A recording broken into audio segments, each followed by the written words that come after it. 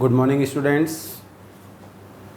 बच्चों, एक बार फिर आप सबका वेलकम है सारांश कैरियर इंस्टीट्यूट के इस ऑनलाइन प्लेटफॉर्म पर।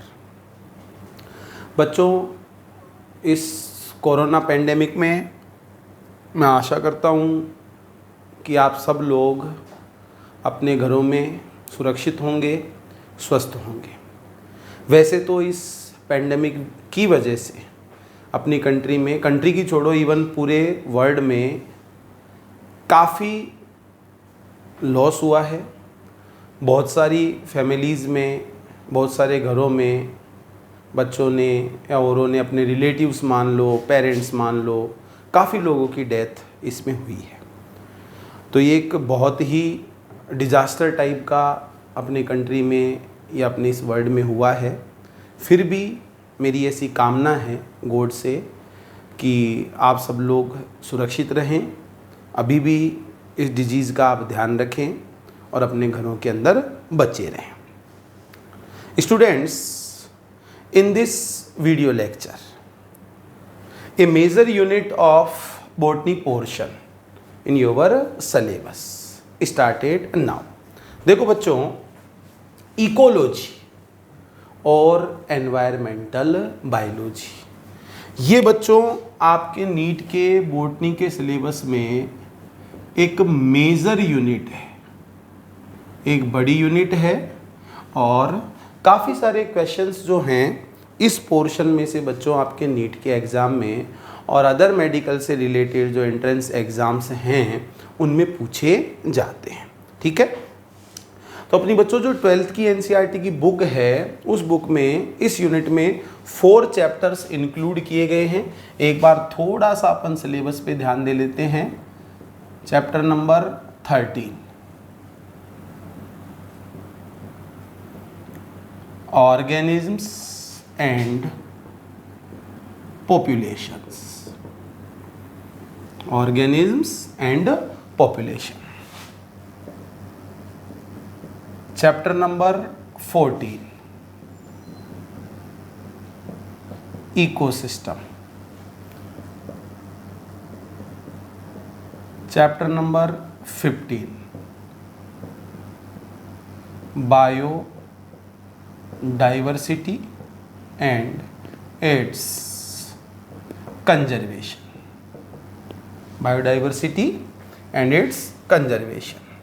और next and last chapter number 16 environmental issues.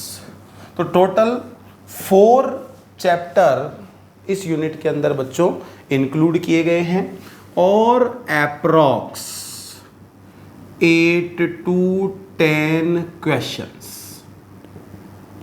8 to 10 questions आपके नीट के एग्ज़ाम में ये जो पोर्शन है या ये जो यूनिट है, इससे बच्चों इतने क्वेश्चंस आपकी एग्ज़ाम के अंदर पूछे जाते हैं।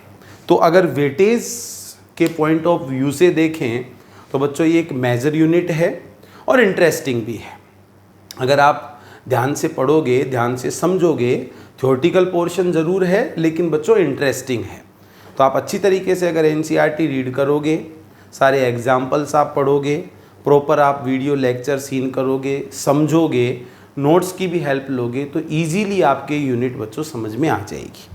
और ठीक है, और इकोलॉजी जो है वो आपके नीट के पेपर के हिसाब से भी मेजर यूनिट है, तो आपको काफ़ी ध्यान से पढ़नी भी है। तो आज बच्चों आपके इस इकोलॉजी वाले पोर्शन के फर्स्ट वीडियो लेक्चर में अपन स्टार्ट करने वाले हैं chapter number 13 organisms and population.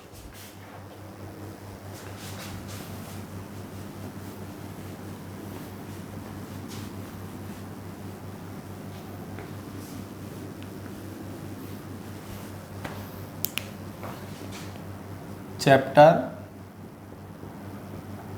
13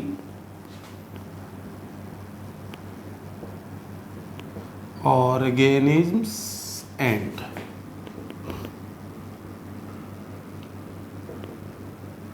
populations, organism and population।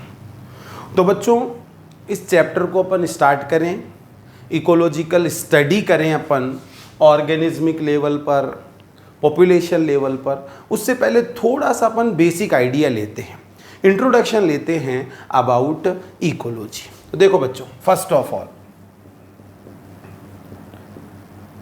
Introduction, NCERT को बेसिक मानते हुए एनसीईआरटी के एग्जाम्पल से, क्वेश्चन से रिलेट करते हुए अपन इसका स्टडी करेंगे। तो सबसे पहले बच्चों अगर अपन इंट्रोडक्शन की बात करें तो देखो, अगर अपन बात करें बायोलॉजिकल वर्ड, जो अपना बायोलॉजिकल वर्ड है, इस बायोलॉजिकल वर्ड में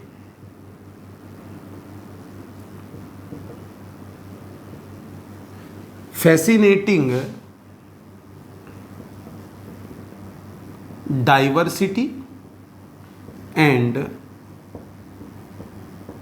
कॉम्प्लेक्सिटी अपने को देखने को मिलती है। A great diversity and complexity found in over biological world. Okay, अब बच्चों जब अपन इस बायोलॉजिकल वर्ड का स्टडी करते हैं तो इस बायोलॉजिकल वर्ड में मैनी और वेरियस लेवल्स अपने को देखने को मिलते हैं। किसके? बायोलॉजिकल ऑर्गेनाइजेशन के। देयर आर मैनी लेवल्स और मैनी ऑर्गेनिज्मिक या अपन बायोलॉजिकल लेवल पे छोटे बड़े खूब सारे लेवल अपने को देखने को मिलते हैं अगर बायोलॉजिकल स्टडी अपन करें तो। जैसे एग्जाम्पल से अपन समझते हैं, लाइक मैक्रोमोलिक्यूल्स। ठीक है, आपने बच्चों 11th में जो फर्स्ट यूनिट है डाइवर्सिटी वाली, उसमें living word, biological classification, plant kingdom, animal kingdom, ये सब पढ़ के अपन पूरे अपने बायोलॉजिकल वर्ड से अवेयर हो जाते हैं। तो फर्स्ट चैप्टर में ही अपने को जैसे लिविंग, नॉन लिविंग, इन सब के बारे में समझाया गया है। और उन चीज़ों को जब अपन देखते हैं तो बच्चों जो लिविंग बीइंग्स होते हैं, उन लिविंग बीइंग्स में मैक्रोमोलिक्यूल्स को सिंथेसाइज करने की मशीनरी प्रेजेंट होती है। या अपन ऐसे मान सकते हैं कि नॉन लिविंग थिंग में और लिविंग थिंग में डिफरेंस स्टार्ट हो जाता है कहाँ से? मैक्रोमोलिक्यूल के लेवल से। लाइक जैसे मैक्रोमोलिक्यूल्स के भी अपन बात करें, एग्जाम्पल है कार्बोहाइड्रेट्स हैं, प्रोटीन, लिपिड, न्यूक्लिक एसिड, ये सब बच्चों अपन क्या मान सकते हैं? मैक्रोमोलिक्यूल्स। अब मैक्रोमोलिक्यूल से अपन आगे का जो लेवल देखते हैं, मैक्रोमोलिक्यूल से आगे का, तो वो है बच्चों सब सेल्यूलर एलिमेंट्स, या सब सेल्यूलर एलिमेंट्स को सिंपल भाषा में अपन ऑर्गेनल्स। ठीक है, सेल ऑर्गेनल्स भी अपन मान सकते हैं। अब इन सब सेल्यूलर एलिमेंट से, सेल ऑर्गेनल्स से मिलकर बनती है बच्चों सेल। और अपन सब जानते हैं all living beings are made up by cells and their products. जैसा कि आपने सेल थ्योरी में पढ़ा होगा कि सभी जो लिविंग बीइंग्स होते हैं वो सेल्स और उनके प्रोडक्ट से मिलकर बने हुए होते हैं। तो सेल से अगर अपन पीछे जाके देखें तो सेल्स में मैनी सेल ऑर्गेनल्स प्रेजेंट हैं। वो सब सेल ऑर्गेनल्स जो होते हैं वो मैक्रोमोलिक्यूल से बने होते हैं। अब सेल से आगे का लेवल अपन देखें ऑर्गेनाइजेशन का, तो बच्चों टिश्यू, फिर टिश्यू से आगे का अगर अपन लेवल देखते हैं बच्चों ऑर्गन। ठीक है, वेरियस टाइप के ऑर्गन से, सिस्टम से मान लो मिलकर बन गया individual organism. Individual organism, similar type के इंडिविजुअल ऑर्गेनिज्म्स के मिलने से बनेगी बच्चों क्या? पॉपुलेशन। इंटरेक्टिंग पॉपुलेशन से मिलकर बनेगी क्या? कम्युनिटी। ठीक है, और कम्युनिटी से भी आगे जैसे मान लो अपन बढ़ते हैं इकोसिस्टम, और इकोसिस्टम से आगे अपन देखें बायोम। तो ये सब बच्चों अपन बायोलॉजिकल ऑर्गेनाइजेशन के लेवल्स मान सकते हैं। Macromolecule, subcellular element, cell, tissue, organ, individual organism, population, community, ecosystem, bio. अब इनमें से बच्चों कोई सा भी लेवल हो, ध्यान दो, एनी लेवल, कोई सा भी लेवल हो, स्टडी किया जाए किससे? Investigation process. अगर अपन किसी भी लेवल का स्टडी करें इन्वेस्टिगेशन प्रोसेस से, तो बच्चों 2 types of questions are arise. 2 type के क्वेश्चन अपने माइंड के अंदर आते हैं, 2 टाइप के क्वेश्चन अपने दिमाग में उठते हैं। कब? जब हम इनमें से किसी भी लेवल का इन्वेस्टिगेशन प्रोसेस से स्टडी करते हैं। अब वो बच्चों जो 2 टाइप के क्वेश्चन होते हैं, फर्स्ट टाइप के क्वेश्चन अपन मान सकते हैं हाउ टाइप क्वेश्चन,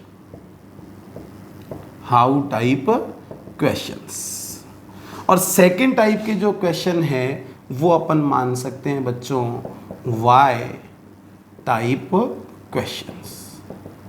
क्लियर? ये एग्जाम्पल से मैं आपको एकदम क्लियर कर देता हूं, जो एग्जाम्पल अपने एनसीईआरटी में दिया हुआ है।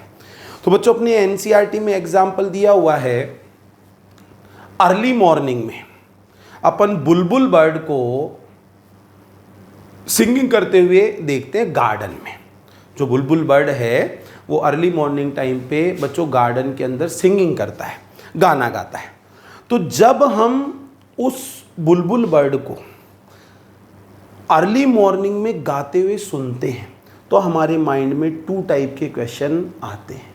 ठीक है, तो फर्स्ट टाइप का क्वेश्चन तो हाउ टाइप क्वेश्चन है, हाउ बुलबुल बर्ड सिंगिंग, वो गाना कैसे गा सकता है।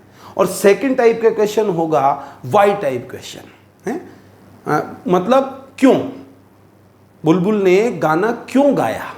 तो बच्चों 2 टाइप के क्वेश्चन इन्वेस्टिगेशन प्रोसेस से हमारे सामने आते हैं, एक हाउ टाइप के क्वेश्चन और एक वाई टाइप के क्वेश्चन। ठीक है, अब इन दोनों ही क्वेश्चनों का आंसर अपन देने की कोशिश करते हैं बुलबुल वाले केस में, जो एग्जाम्पल अपनी बुक के अंदर दिया हुआ है।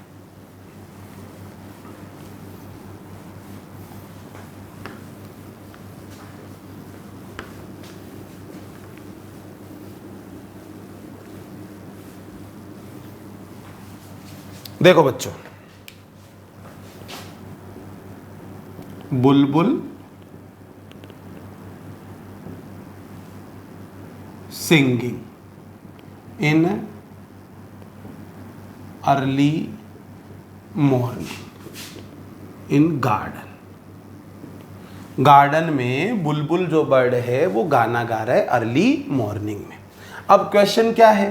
फर्स्ट, हाउ सिंगिंग, उसने गाना कैसे गाया होगा। और सेकंड क्वेश्चन है बच्चों वाई सिंगिंग, उसने गाना क्यों गाया होगा। तो बच्चों ये जो फर्स्ट टाइप का क्वेश्चन है, हाउ टाइप का क्वेश्चन, यहां पर जो चीज अपन जानना चाहते हैं वो है बच्चों प्रोसेस, सिंगिंग का प्रोसेस। जो हमारा एम है, हमारी डिजायर है, वो क्या है बच्चों कि हम उस प्रोसेस को समझें कि यार कौन सा प्रोसेस हुआ होगा जिसकी वजह से बुलबुल ने गाना गाया होगा। तो बच्चों हाउ टाइप के क्वेश्चन के पीछे का जो एम होता है, तो ऑब्जेक्ट होता है, वो क्या है? प्रोसेस को जानना।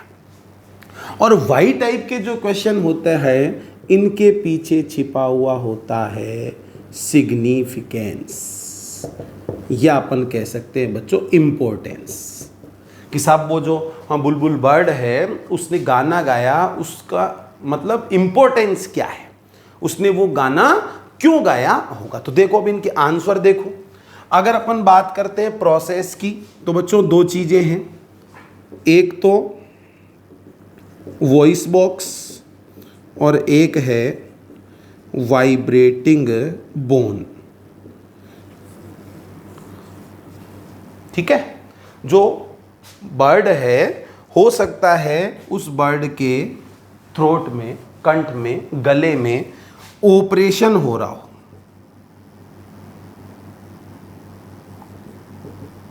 ऑपरेशन, ऑपरेट, या अपन कह सकते हैं एक प्रकार से मूवमेंट। किसका?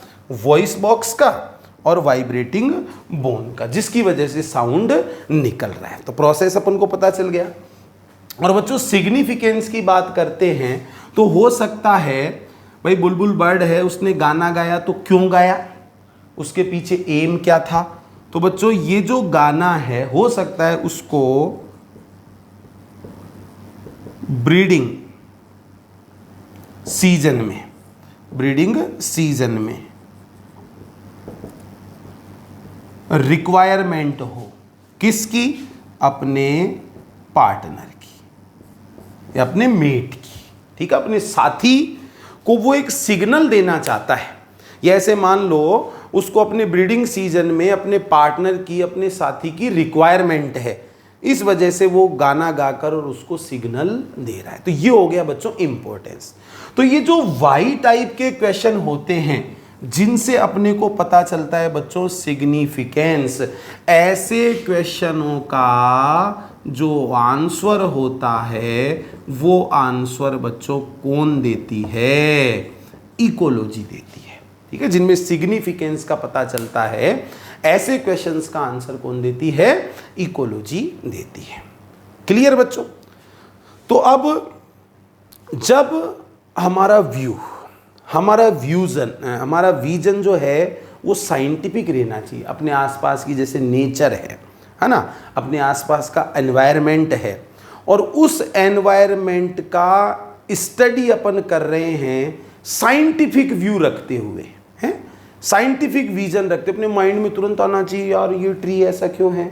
हैं कई बार आपने नोटिस किया होगा बर्ड्स को आपने फ्लाइंग करते हुए देखा होगा स्काई में, है ना।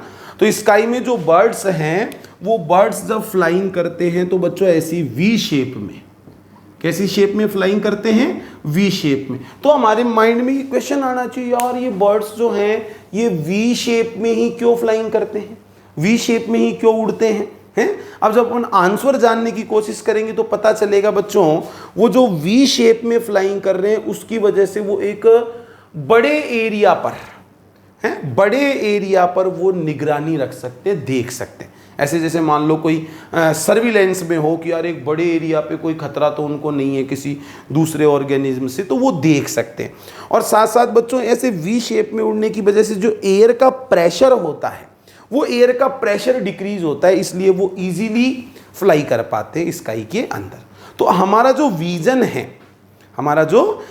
है वो कैसा होना चाहिए? साइंटिफिक होना चाहिए। कई बार आपने देखा होगा बच्चों वाइल्ड हैबिटेट में अपन जैसे देखें या फॉरेस्ट में जैसे अपन देखें तो डियर जो होते हैं वो ग्रुप में रहते हैं, असेंबल, है ना, ऐसे खूब सारे वो आपस में घूमते हैं। अब उसके पीछे रीजन क्या है भाई? वो झुंड में रह रहे हैं। अभी मान लो कोई प्रेडेटर, कोई एनिमल है, उसकी वजह से उनको खतरा है। किसी एक को भी अगर वो दिख गया तो वो कुछ सिग्नल दे देगा, नहीं कोई जैसे मान लो वॉइस वो निकाल देगा, हैं या अपनी टेल को वो ऊपर यूं हवा में उठाकर और ऐसे एडवर्टाइजमेंट फ्लैग की जैसे वो यूं हिलाएगा, तो वो एक सिग्नल हो गया बाकी और मेंबर्स के लिए कि यार कोई ना कोई मतलब जैसे खतरा है, तो वो उस खतरे को जानकर वो दौड़ लगा देते हैं। तो हमारा जो विजन है नेचर का या बायोलॉजिकल वर्ल्ड का स्टडी करने का वो साइंटिफिक होना चाहिए। और जब हम वो साइंटिफिक स्टडी करते हैं तो बेटे इस टाइप के खूब सारे क्वेश्चन अपने माइंड के अंदर आते हैं। ऐसा कैसे हो रहा होगा, ऐसा क्यों हो रहा होगा। तो वो जो वाई टाइप के क्वेश्चन हैं उन मोस्ट ऑफ क्वेश्चन के पीछे अपन जानना चाहते हैं सिग्निफिकेंस, क्या ऐसा करने के पीछे इंपॉर्टेंस क्या है, सिग्निफिकेंस क्या है। उन क्वेश्चंस का आंसर अपने को देती है इकोलॉजी। अब ऐसे कुछ एग्जाम्पल अपनी बुक में कुछ क्वेश्चन अपनी बुक के अंदर पूछे गए, उन क्वेश्चंस के बारे में अपन स्टडी करते हैं तो आपको थोड़ा और समझ में आएगा।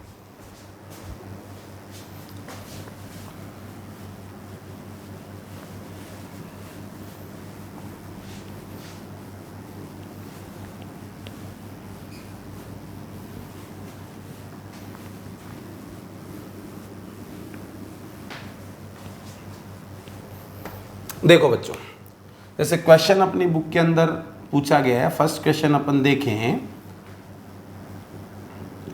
नाइट ब्लूमिंग फ्लावर, रात में खिलने वाले फ्लावर जनरली कैसे होते हैं? White in colour. ये ऐसे मान लो बच्चों, रात में खिलने वाले जो फ्लावर होते हैं वो लाइट कलर के होते हैं।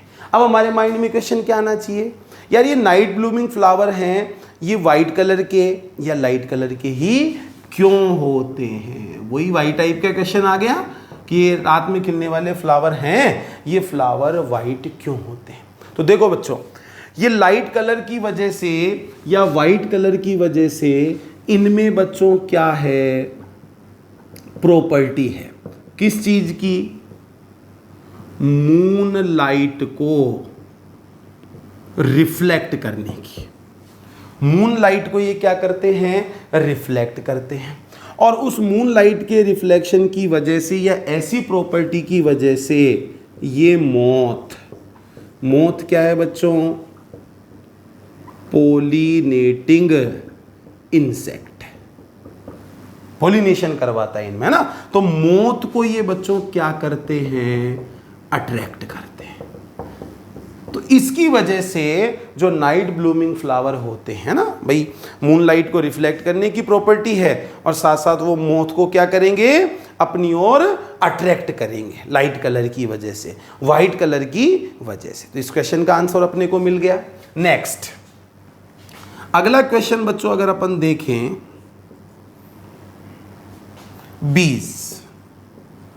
बीज की जैसे अपन बात करें, कैसे पता चलता है विच फ्लावर हैव नेक्टर?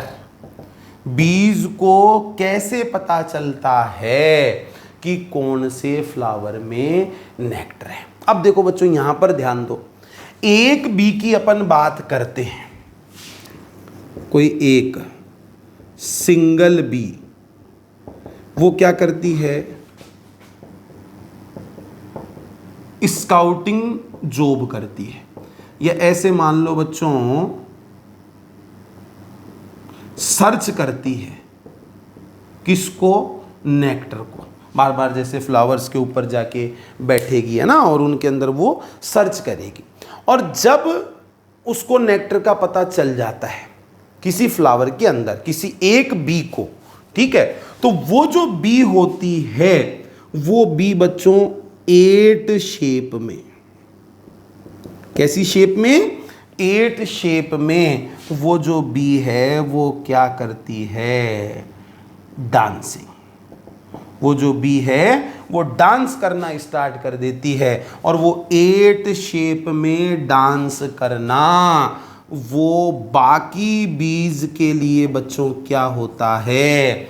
सिग्नल होता है। वो यूं 8 शेप में वो डांस करेगी तो वो 8 बाकी उसके जैसे दूसरों के लिए एक सिग्नल है कि भाई मैंने पता लगा लिया है नेक्टर का। तो उसको 8 शेप में डांस करते हुए अगर वो देख लेंगे बाकी सब, तो वो वहां पर नेक्टर को खाने के लिए, पीने के लिए आ जाएंगे। क्लियर? तो आपको पता चला कि भाई कैसे बाकी सबको पता चल रहा है, उन्होंने कैसे पता लगाया, उनको सिग्नल कैसे मिला। और क्वेश्चन और एग्जाम्पल अपने एनसीईआरटी में दिया हुआ है, वो और देखते हैं अपन।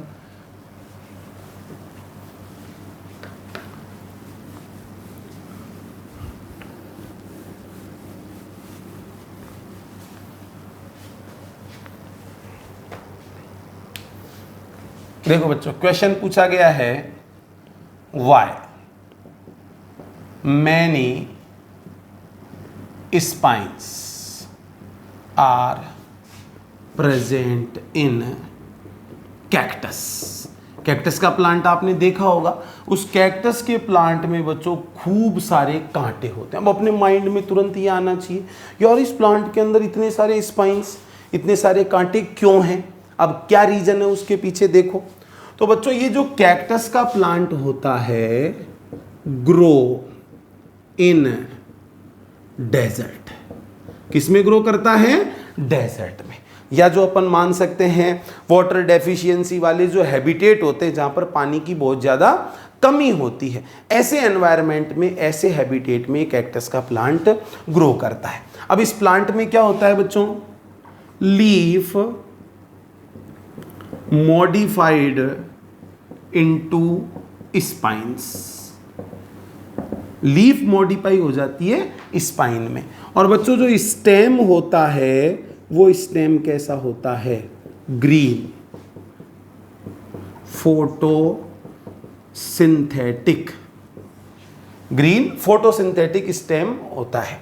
तो बच्चों वो जो ग्रीन फोटोसिंथेटिक स्टेम है वो स्टेम क्या रहे? प्रिवेंट रहे फ्रॉम प्रीडेटर्स। जो प्रीडेटर्स होते हैं उन प्रीडेटर्स से प्रिवेंशन मिलता है कैक्टस के प्लांट को। किन की प्रेजेंस की वजह से? स्पाइंस की प्रेजेंस की वजह से। और साथ साथ बच्चों ट्रांसपीरेशन के थ्रू जो वाटर लॉस होता है उस वाटर लॉस को भी ये डिक्रीज कर देते हैं, कम कर देते हैं स्पाइन। भाई लीफ तो कन्वर्ट हो गई किस में? स्पाइन में। अब लीफ का जो फंक्शन है वो परफॉर्म कर रहा है स्टेम, तो वो जो स्पाइन है वो उस प्लांट को प्रीडेटर से भी प्रिवेंट कर देंगे और साथ साथ उन स्पाइंस के बनने की वजह से ट्रांसपीरेशन से जो वाटर लॉस होता वो वाटर लॉस भी डिक्रीज हो जाएगा। क्लियर? और क्वेश्चन बच्चों अपनी एनसीईआरटी में जैसे पूछा गया है कि जो चिक्स होते हैं, ठीक है, वो अपनी मदर को कैसे रिकॉग्नाइज कर लेते? चूजे जो होते हैं वो अपनी मदर को कैसे रिकॉग्नाइज कर लेते? तो उनमें प्रेजेंट होता है बच्चों बिहेवियरल अडेप्टेशन। बिहेवियर से, अपने व्यवहार से वो एक दूसरे को क्या कर लेते हैं? पहचान लेते हैं। तो जब हमारा विजन साइंटिफिक होता है एनवायरमेंट को और बायोलॉजिकल वर्ल्ड को स्टडी करने का, तो बेटे ऐसे खूब सारे क्वेश्चंस हमारे माइंड में आते हैं और ऐसे मोस्ट ऑफ क्वेश्चंस का आंसर अपने को दे देती है इकोलॉजी। क्लियर? तो आपको थोड़ा बहुत तो आइडिया लग रहा होगा अपने एनवायरनमेंट में क्या हो रहा है? ऑर्गेनिज्म एक दूसरे से कैसे इंटरेक्ट कर रहे हैं, ऑर्गेनिज्म अपने फिजिकल एनवायरनमेंट से भी इंटरेक्ट कर रहे हैं। इन सब चीज़ों का स्टडी किस में किया जाता है? इकोलॉजी में किया जाता है। तो बच्चों इन सब चीज़ों को ध्यान में रखते हुए ही अपन इकोलॉजी को डिफाइन कर सकते हैं। तो अपन अब पढ़ते हैं definition of ecology.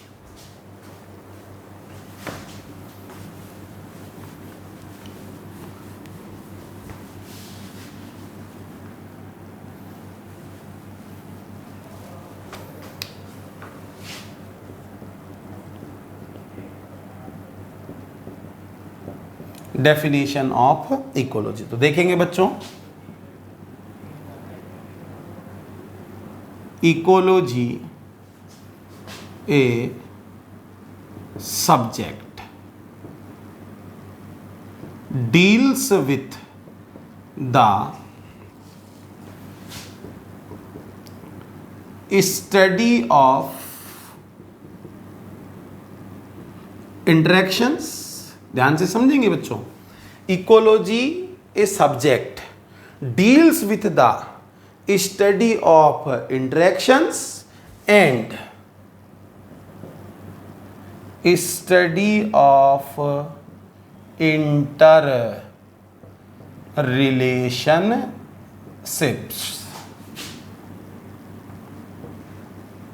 Between organisms and their physical environment. Clear? तो ecology is a branch of biology, is a branch of botany which is related to, which is related to study of interactions and interrelationships between organisms and their physical environment. Organism आपस में कैसे interact हो रहे हैं, उनके आपस में inter relationship कैसे हैं, अपने फिजिकल एनवायरनमेंट से वो कैसे इंटरेक्ट हो रहे हैं, उससे क्या इंटर रिलेशनशिप है, इन सब का स्टडी बच्चों कौन करती है, इकोलॉजी करती है। अभी जैसे अपन देखें, समर सीजन चल रहा है, बाहर बच्चों टेम्परेचर बहुत ज़्यादा है, गर्मी हो रही है, तो वो टेम्परेचर हमारे ऊपर इफेक्ट डाल रहा है और उस टेम्परेचर के अगेंस्ट हमारी बॉडी रेस्पॉन्स कर रही है, हम स्वेट रिलीज करते हैं।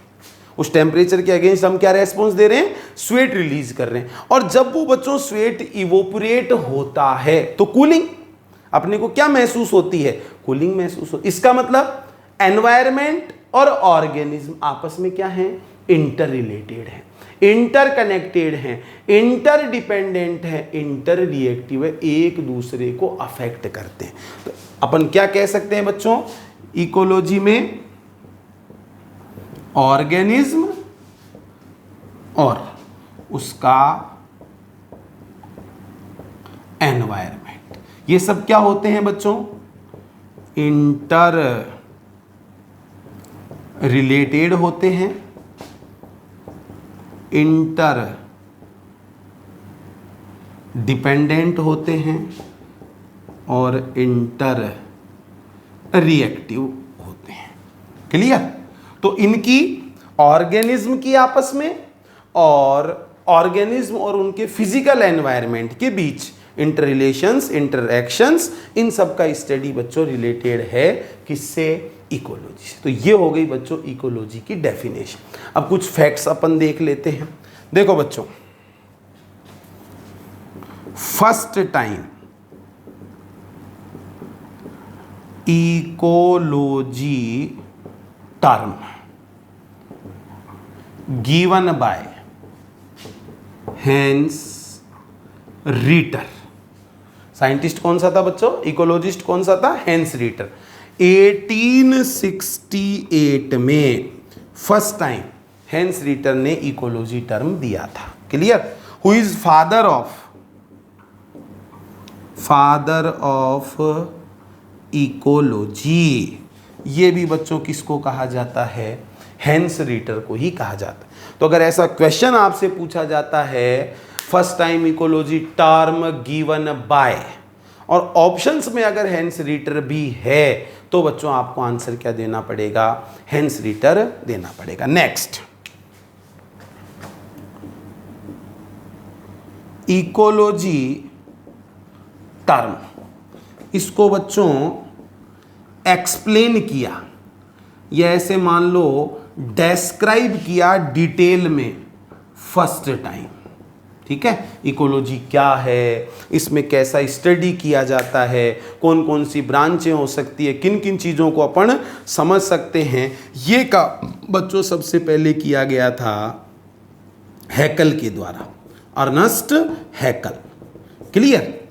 तो सिंपल सा आपको 1886, तो इकोलॉजी टर्म सबसे पहले किसने दी, हैंस रीटर ने। अब यही क्वेश्चन अगर आपसे पूछ लिया जाए, ecology term given bye, ecology term explained bye, और सपोज ऑप्शन में हैंस रीटर दिया हुआ नहीं है, तो बच्चों आपको फिर आंसर क्या देना है, अर्नस्ट हैकल।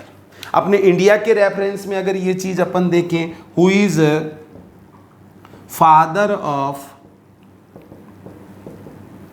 इंडियन इकोलॉजी, तो वो हैं बच्चों प्रोफेसर रामदेव मिश्रा। प्रोफेसर रामदेव मिश्रा, इनको बच्चों फादर ऑफ इंडियन इकोलॉजी कहा जाता है। एक क्वेश्चन आपको या एक साइंटिस्ट का नेम आपको और ध्यान रखना है,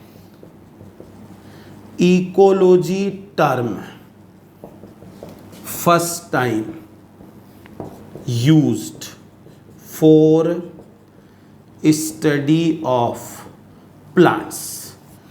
प्लांट्स की स्टडी के केस में इकोलॉजी टर्म का बच्चों सबसे पहले यूज किया था किसने, वार्मिंग। साइंटिस्ट का नाम क्या था?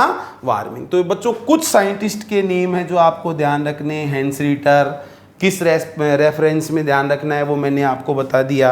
अर्नस्ट हैकल, प्रोफेसर रामदेव मिश्रा और वार्मिंग। अब बाकी और अदर जो साइंटिस्ट हैं, जैसे जैसे चैप्टर आगे बढ़ेगा वैसे वैसे और बाकी की बात भी अपन कर लेंगे। तो ये बच्चों इकोलॉजी की डेफिनेशन हो गई और साथ साथ कुछ हिस्ट्रिकल बैकग्राउंड हो गया।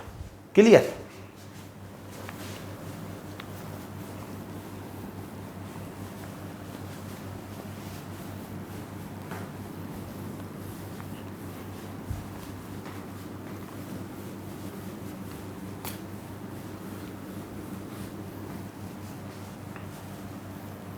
अब देखो बच्चों, पीछे मैं आपको बता चुका कि जो इकोलॉजिकल स्टडी है उसके वेरियस लेवल्स हो सकते हैं। छोटा लेवल भी हो सकता है, बड़ा लेवल भी हो सकता है, और हर टाइप के लेवल पर वो जो दोनों टाइप के क्वेश्चन है वो खूब सारे अपने माइंड में आते हैं।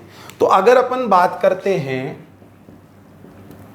टाइप्स ऑफ इकोलॉजी, और बच्चों टाइप बताने के लिए कुछ ना कुछ बेसिक होना चाहिए, और यहाँ पर ध्यान रखा जा रहा है on the basis of level, या अपन कह सकते हैं ऑर्गेनाइजेशन लेवल। ऑर्गेनाइजेशन लेवल को अगर अपन ध्यान में रखते हैं तो इकोलॉजी के 2 टाइप्स डिस्क्राइब किए गए हैं।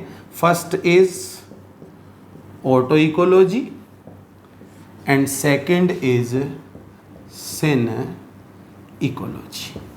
ओके, ऑटो इकोलॉजी की अपन बात करते हैं। अब ध्यान देंगे बच्चों, ऑटो इकोलॉजी में जो इकोलॉजिकल स्टडी किया जाता है, इकोलॉजिकल स्टडी किया जाता है वो एक पर्टिकुलर स्पीशीज, या अपन कह सकते हैं बच्चों पॉपुलेशन। भाई पॉपुलेशन जो होती है वो पॉपुलेशन एक पर्टिकुलर स्पीशीज के इंडिविजुअल्स का ग्रुप ही तो है। तो एक पर्टिकुलर पॉपुलेशन या एक पर्टिकुलर स्पीशीज या उस स्पीशीज के इंडिविजुअल ऑर्गेनिज्म का क्या किया जाता है? Ecological study. तो एक पर्टिकुलर पॉपुलेशन या पर्टिकुलर स्पीशीज और उस स्पीशीज के एक इंडिविजुअल ऑर्गेनिज्म की इकोलॉजिकल स्टडी की जाती है, तो उसको अपन बोलेंगे ऑटो इकोलॉजी। अब यहां पर बच्चों जो स्टडी का लेवल है या स्टडी के सेंटर की अपन बात करते हैं तो वो क्या है? स्पीशीज। इसलिए अपन इसको स्पीशीज इकोलॉजी भी कह सकते हैं। जैसे आपने पढ़ा होगा अपने राजस्थान में केवलादेव नेशनल पार्क सिचुएटेड इन भरतपुर डिस्ट्रिक्ट्स, हर साल साइबेरिया और अदर कोल्डर रीजन्स से साइबेरियन क्रेन वहां पर आते हैं। अब बच्चों अगर मान लो स्टडी का फोकस केवल वो साइबेरियन क्रेन है, कब आता है, कब जाता है, ब्रीडिंग सीजन क्या है, उसका फूड क्या है, उसका बिहेवियर कैसा है, रिप्रोडक्शन से रिलेटेड, तो स्टडी का सेंटर तो बच्चों एक ही स्पीशीज हुई ना, तो वो इकोलॉजी क्या है? ऑटो इकोलॉजी या स्पीशीज इकोलॉजी। सिन इकोलॉजी की अगर अपन बात करते हैं तो यहाँ पर जो इकोलॉजिकल स्टडी की जाती है वो की जाती है बच्चों कम्युनिटी के लेवल पे। आगे पढ़ेंगे, कम्युनिटी को अपन असेंबलीज मान सकते हैं, इंटर रिलेटेड interdependent populations।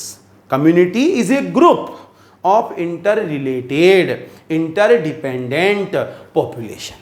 ठीक है, तो कम्युनिटी का जब इकोलॉजिकल स्टडी किया जाता है तो उसको कहा जाता है बच्चों सिन इकोलॉजी, या इसको अपन community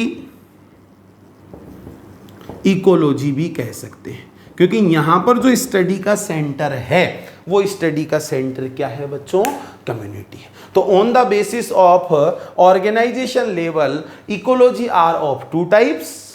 first is autecology and second is synecology. अभी जैसे मान लो अपन पॉन्ड इकोसिस्टम की बात करें, एक पॉन्ड इकोसिस्टम का अपन स्टडी कर रहे हैं, अब उसमें वेरियस टाइप के प्लांट भी हैं, वेरियस टाइप के एनिमल भी है, तो अपना फोकस किसी पर्टिकुलर स्टडी स्पीशीज की स्टडी पर नहीं है, वहाँ पर इकोलॉजिकल स्टडी उस पूरी पॉन्ड कम्युनिटी की जा रही, तो वो बच्चों क्या हो जाएगी, सिन इकोलॉजी हो जाएगी। क्लियर?